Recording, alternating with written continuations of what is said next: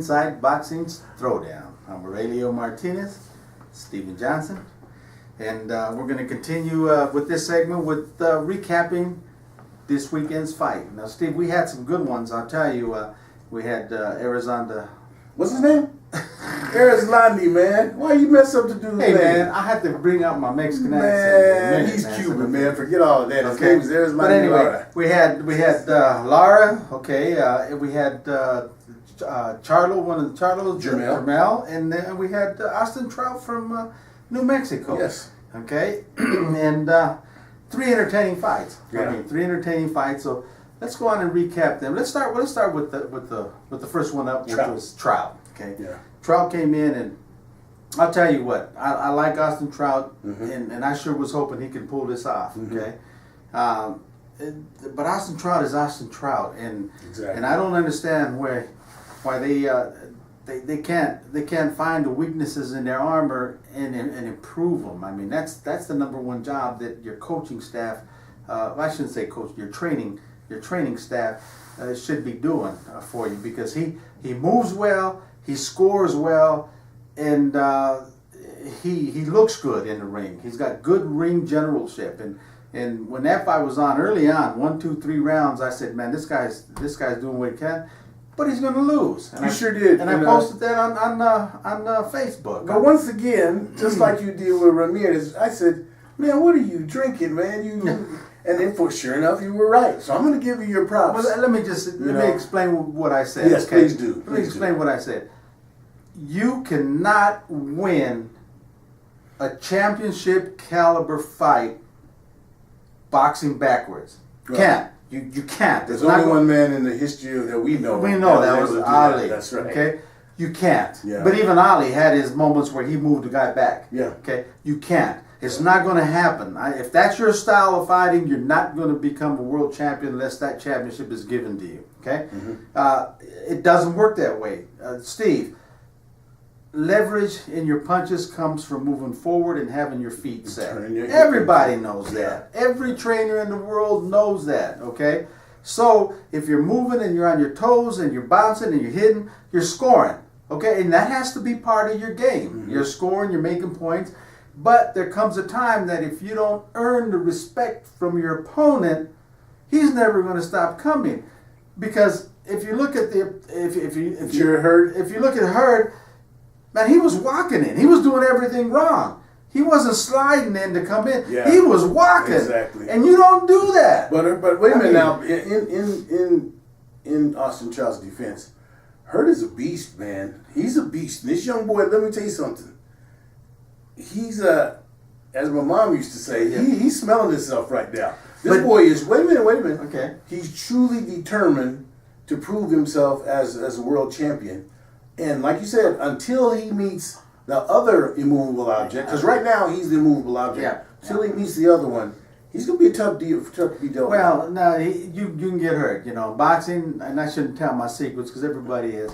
Three trigger points that you want to hit when you're in boxing to put So a man you didn't want to down. tell your secrets, but now you're going to tell your secrets. Yeah. Okay. And I this is the way I train my upcoming fighters. Okay, you know, boxing from the waist up is legal and blah blah. You get it down. Okay, 3 points. Yeah. Chin. Yeah. Solar plexus. Legs. Body shot. Liver shot.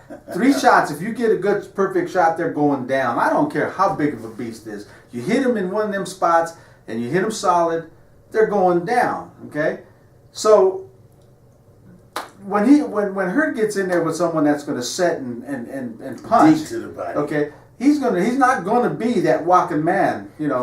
he just did that because he knew Trout wasn't hurting him. Well, I'm still convinced that, you know, you're underestimating the young boy, but I will say this.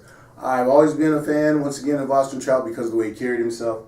He's never been a guy, just lately now he's on the outside of his career, he talked a little bit. He might be Before done. that, yeah, he might. But he got really hurt in this fight. But you know what, man? He's always, that's been the thing with him. Austin Trout is one of those guys that has had a perfect amateur style.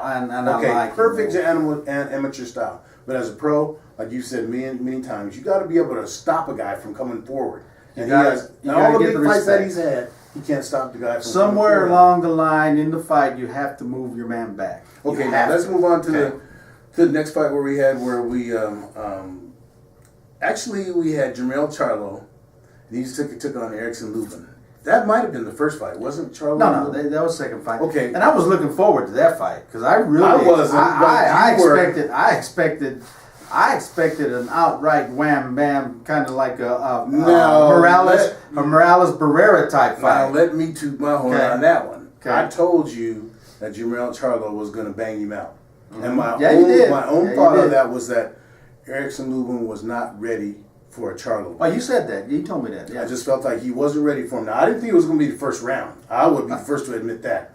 But I felt like sooner or later, his power was going to put the young boy, like you said before, it's a whole different thing until you feel the other guy's power. When you've been used to being the power, then when you feel somebody has the power, that's where the rubber meets the road. And if you look at the punch, wasn't really that hard. It wasn't really his power. If he had caught him with the power, he might have killed him. Yeah. Okay? He just clipped him right. Where'd he hit him? Chin. And what happened with that chin? Burned that head, neck. Lights out. Yeah. You seen his hands, He was out. Yeah. He was out. But but give him the credit. The youth, and he was in shape. Yep. How do you recover from that as quickly as he did? He was able to get up. Because he shook up. I mean, he was hurt. He was knocked out. And I'll tell you what, within that, if the guy would have counted 10, he would have got up. Well, like you said, it wasn't going to make it 10. But to his credit, you know how I am on this. To his credit, after the fight, no excuses. No. He said, hey, it happens. I got hit. I thought I might be able to continue, but that's boxing. Hey, man, no excuses. See, this is why I'm a fan of Erickson Lubin, because the guys, when they lose, that can take the loss, say, hey, I'm going to move on instead of making some excuses. That's one of the things with Chris Avalos with this fight with Abner Mars before. Yeah. Making excuses, man. Stop with the excuses, man. You lost, come back and let's go. Let me tell you, Lubin's going to be back. Oh, that kid will be back. He's young. Mm-hmm. He's got one thing on his mind.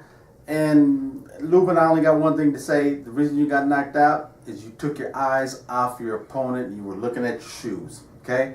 And hopefully, his team learned something too. Yeah. Let's start being selective with who you fight. We all know styles make fights. I felt that style wasn't going to go because Erickson Lubin is the guy that wants to come and just show who's the man. Mm-hmm. Charles, you can't show the man with them. Not right now. They have yet to. They walk around with that chip on their shoulders. Both of them, him and his brother Jamal.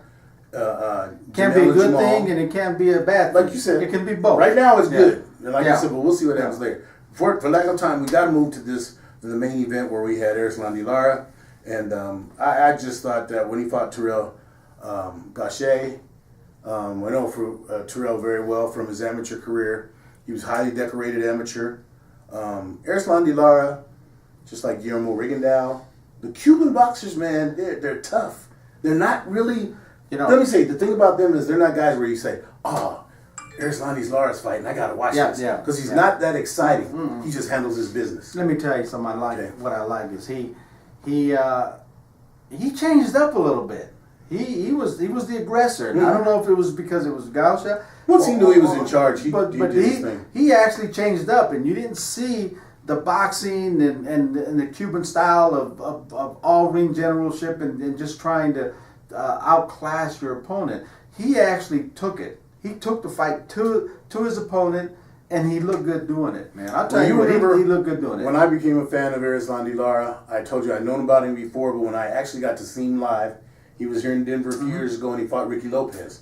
Yep. And Ricky Lopez fought Derek Anderson. Anderson, yeah. But Erislandy Lara was here with our buddy, his coach, his trainer from Houston.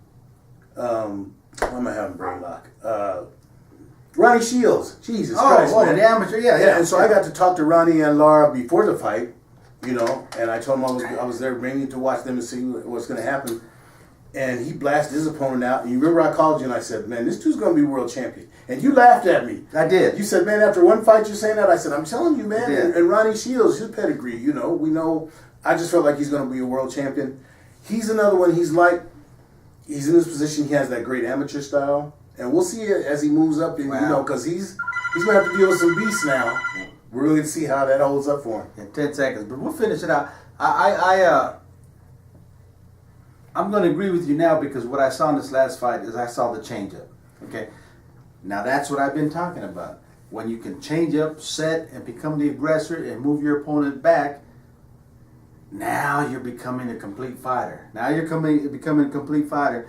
Now he still knows his movement is a defensive movement and move. So now if he knows when to pick and choose and how to do that throughout a 12-round fight, he can be dangerous. Well, but keep it in perspective. This was against Terrell Gausha, who you once again watching the fight how it developed. Gausha, he wasn't ready for that. Yeah. So and Lara took advantage of that. Yep. Okay, so you want to give a little and take a little, but Erislandy Lara, I predicted he'd be a world champion. He is a world champion, and he's gonna be a tough out. But the road to stardom for him now, it's full of rocks. It's no more smooth asphalt for him. There's some rocks in front of him.